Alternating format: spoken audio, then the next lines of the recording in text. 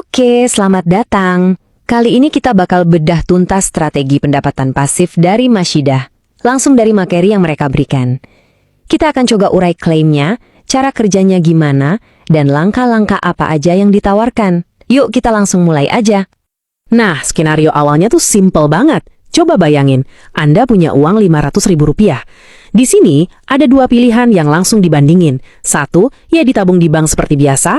Dua, diinvestasiin di Mashidah sesuai penjelasan dari sumber mereka. Modal awalnya sama persis, tapi tujuannya beda banget.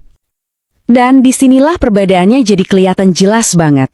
Menurut materi ini, setelah 6 bulan, uang yang di bank itu justru katanya berkurang loh, kena biaya-biaya administrasi.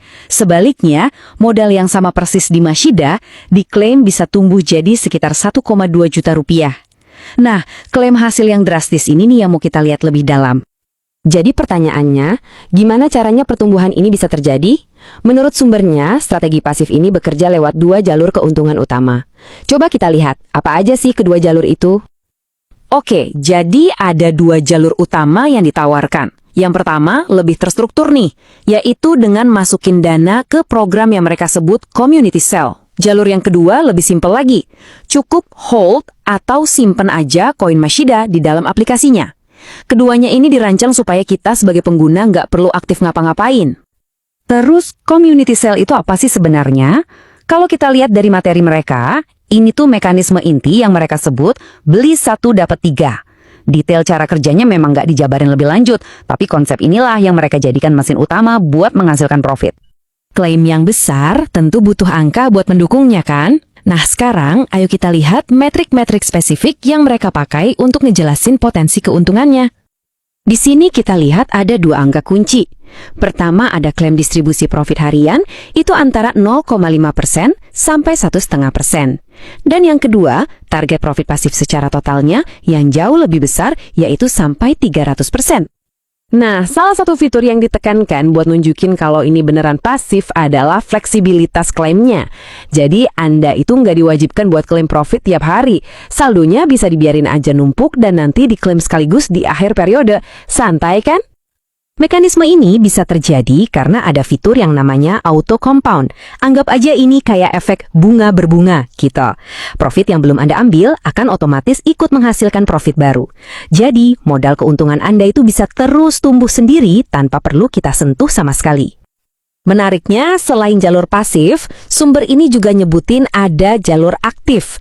Keduanya punya target yang sama persis, yaitu profit 300%. Tapi cara dan kecepatannya buat sampai ke sana, wah beda banget. Ayo kita bandingin. Lihat deh perbedaannya, kontras banget kan?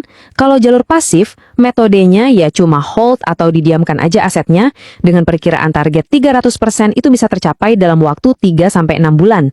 Nah kalau jalur aktif yang butuh usaha lebih kayak networking, itu diklaim bisa mencapai target yang sama cuma dalam hitungan hari atau minggu. Beda banget kecepatannya.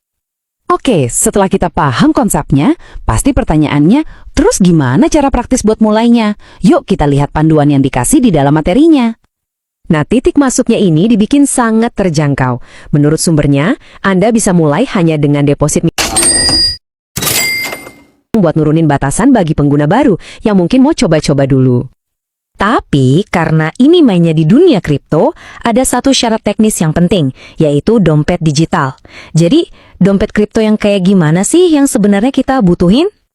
Jawabannya adalah dompet yang mendukung Web3, yaitu dompet digital yang bisa nyambung sama aplikasi-aplikasi terdesentralisasi.